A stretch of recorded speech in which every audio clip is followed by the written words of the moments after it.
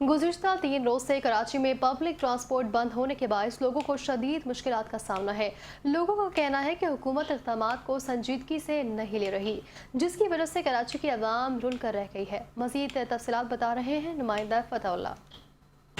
जी बिल्कुल, इस वक्त मौजूद हूँ कराची सदर एम्प्रेस मार्केट के करीब और यहाँ पर भी जो है आप देख सकते हैं कि मुकम्मल तौर पर पब्लिक ट्रांसपोर्ट बंद होने से यहाँ के शहरियों को शदीद मुश्किलात का सामना है। करोड़ों की आबादी वाला ये शहर पिछले 3 दिनों से ट्रांसपोर्ट ना आने से लोगों को शदीद मुश्किलात का सामना है।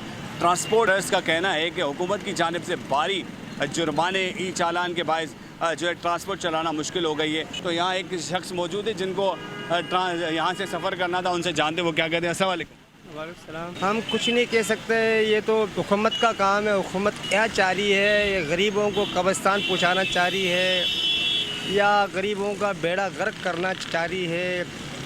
50 रुपये मेरी जेब में, अब मैं कैसे जाऊँ?